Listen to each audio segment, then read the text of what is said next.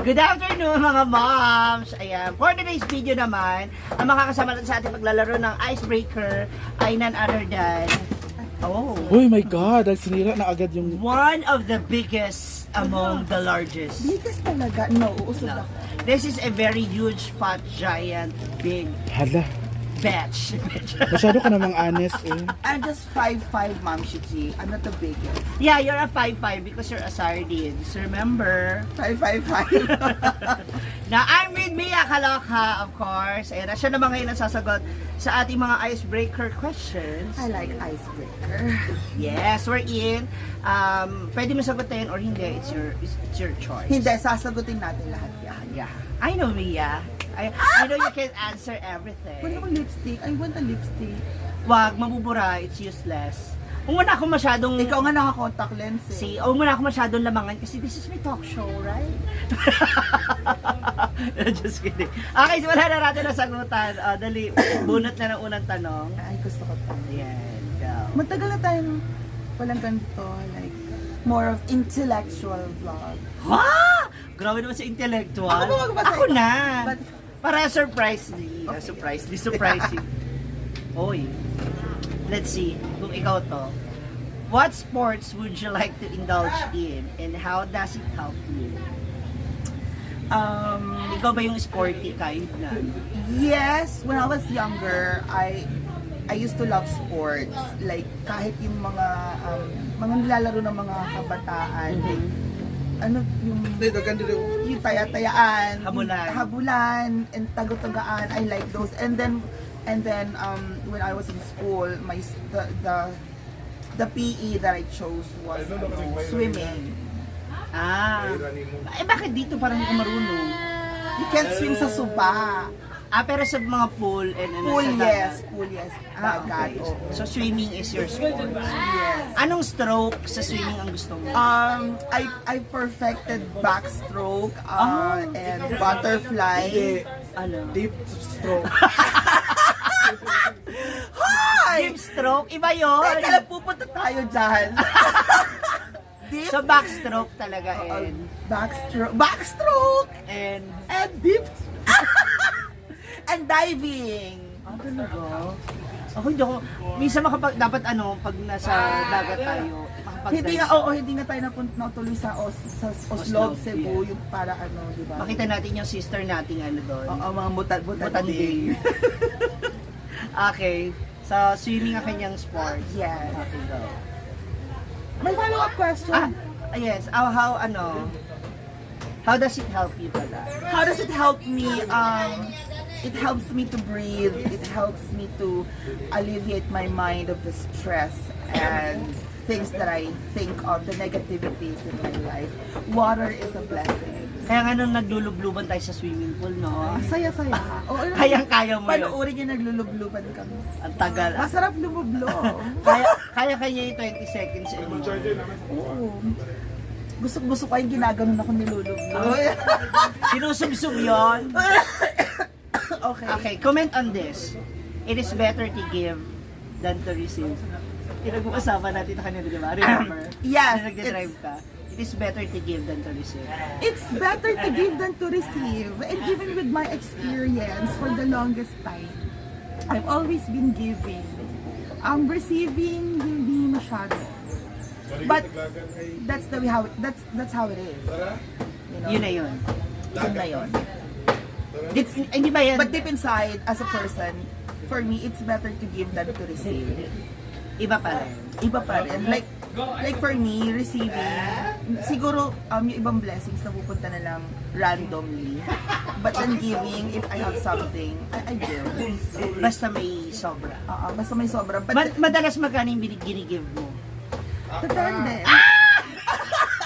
150 ulo-ulo. Who even give you? Okay. That's not a give. Yeah, That's a talent fee. Talent fee. Bunot. Next question. Ano ba to? Bakit lagi may pinupuntahan yung mga tanong natin? Tsaka para sa'yo talaga. Diba? Okay. Maraming nakaka-misinterpret sa'yo. Yeah. So this time, there is... Oh, you know me better. Yeah. I mean, describe yourself. Describe myself.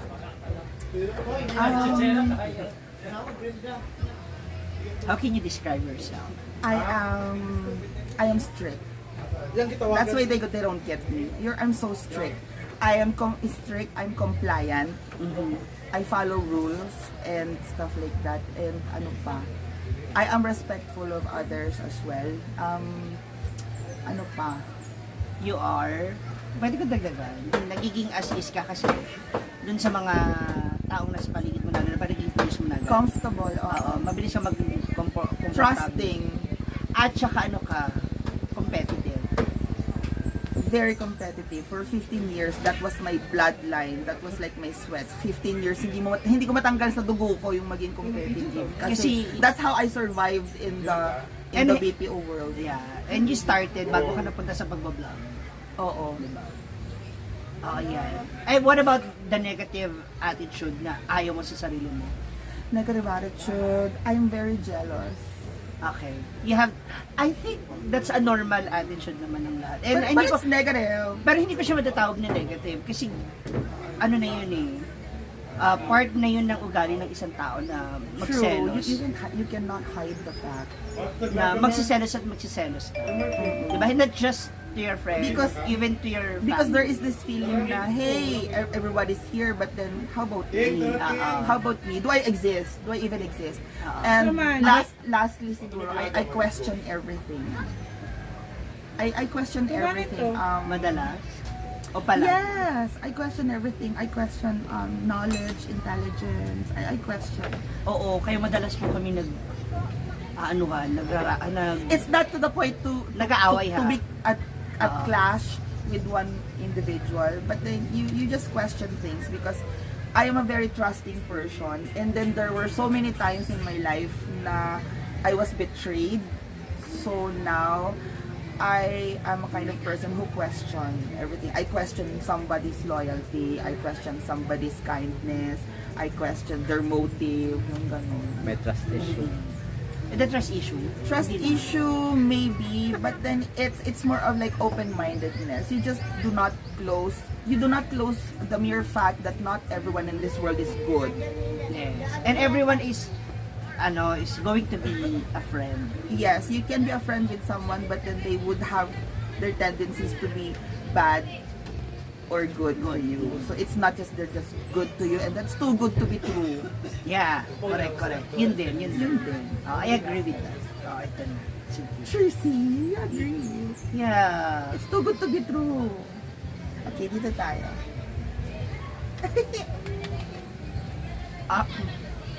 Ito siya na naman to talaga. How do you understand wise spending? Wise spending is... Una sa lahat kasi Ilocana. So, madalas na pagkakamalang kang napagsasabihan kang kuripot. Okay. How do you understand wise spending? Well, there's actually a negative connotation on that. And with my, sabihin nating, race or humble, my family's humble beginnings. Because of my heritage, yun na rin, coming from Ilocano, and you see, Ilocano, given kuripot na yan. Tapos biglang manlilibre ka and then they question, di ba? So, ganun yun. But then, no, my personality is I'm so mapagbigay. Kaya nga naging friend ko si Brenda kasi lahat ng kaya kong ibigay sa kanya noon na hinihiram niya, hinahayaan ko lang siya, binibigay ko. Ganon. So that's how I am. Basta hanggang sa meron akong may bibigay, meron. Kaya. Kung wala na, wala na. Paano naman din ako? Ganon lang yun. But being thrifty, being wise in your expenditures, it's not like nilibre mo na silang lahat ngayon, lilibre mo ulit bukas. That's too much. Hindi sa lahat naman kasi meron ka rin. Diba? What if ikaw naman yung mawala? I wish I could have the same faith na meron din sobra-sobra. And then you can give too much. But for now, I don't have that luxury. I don't have that luxury to give to everyone. So I limit myself from giving. English na to. Next tayo. Doon na tayo sa next.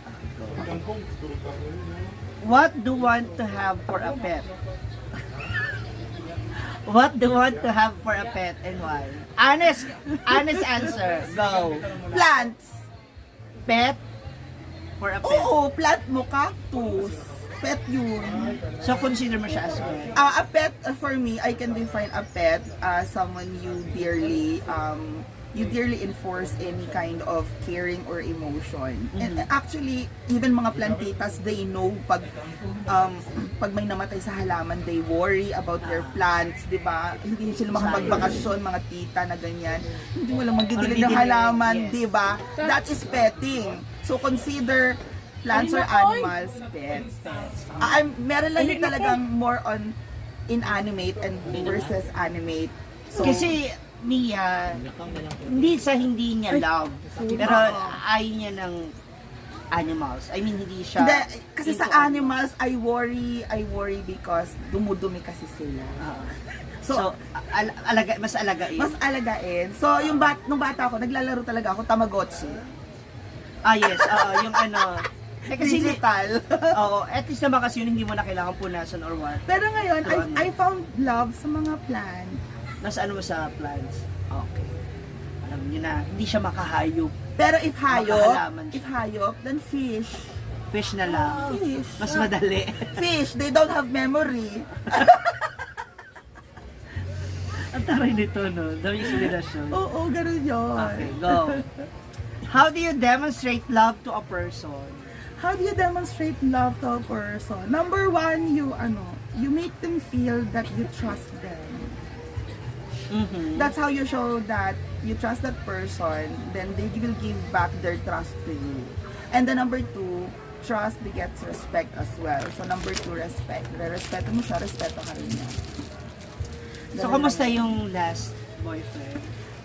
Friend or boyfriend? Yung boyfriend mo, did he feel the love? I made them feel love. Kaya lang.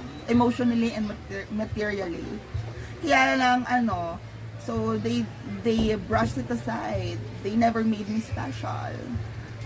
Kasi nga,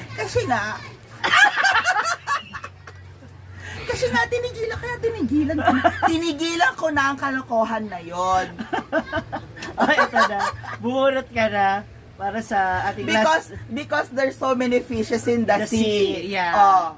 So you have to ano ba yan? How do you ikaw to? So many you. Ano na ba? How do you react to people who dislike you? Oh, come on, bashers. Listen to this. How do I react to people who dislike you? They don't like me, I don't like them too. Why? Because they don't like you and they will never like you in the first place. Kasi Kung anong nakita nila, yun na yun eh. Una pa lang, di ba? Hindi ka na nila gusto, imposibleng magustuhan ka nila sa susunod, or even sa susunod. Ganon na yun. That's how you perceive it. It's in psychology. You don't like it, you don't like it. ako ayaw mo na. Oo, so, ako, ba't ko rin pipilitin yung sarili kung gustuhin siya? Kung ayaw mo sa akin, ayaw ko rin sa'yo. Okay. Ako kasi iba pa rin yung kasi mari pa rin magbago. Especially siguro sa... In some other cases, maaaring magbago. Because like pag nakilala ka na niya, or Yes. something like, naging friends na kayo, then that's Nakausap mo na. it. But then in reality, with random people, that applies to random people, right? Like you saw them in the mall, or you saw them somewhere else. Pag ayaw na sa'yo, Ayaw niya na. Pipili sarili. Okay. So dead makalang pag ganun. Yes. Ayun na. Okay, last question. There's so many fishes in the sea. In the ocean ba? I'm not in the ocean. Same seas ghost ocean. Okay.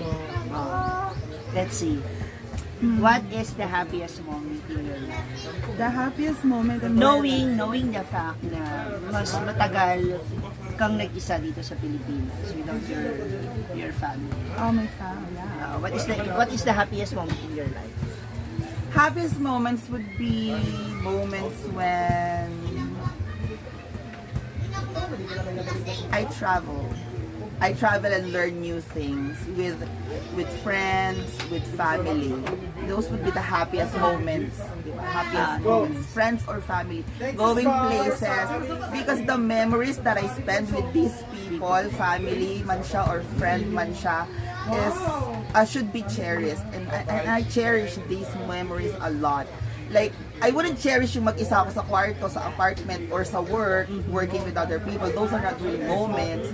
But a moment for me as defined is something that is, it does not happen every day. It's memorable. Yun yung memorable. Memorable memories, memorable moments. And that is what I consider when I travel with friends or family. And with you, di ba? It's something that we cherish. Correct. And tsaka di ko na makakalimutan yun. True.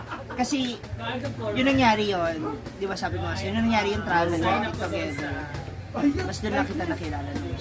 Kaya sabi ko, okay, now I know why Mia is really nakakaloka. Nakakaloka talaga siya. Thank you so much, Mia Kaloka. And hopefully sa lahat ng ating mga viewers, makilala niyo rin yung iba pang side na meron si Mia Kaloka. Thank you. Again, don't forget to like, share, and subscribe Mia Kaloka sa kanyang FB and YouTube page. And of course, your truly Ma'am Shigi. Ayan, maraming salamat sa abangan natin kung sino natin susunod na makakachikahan. Tada! It's DJ.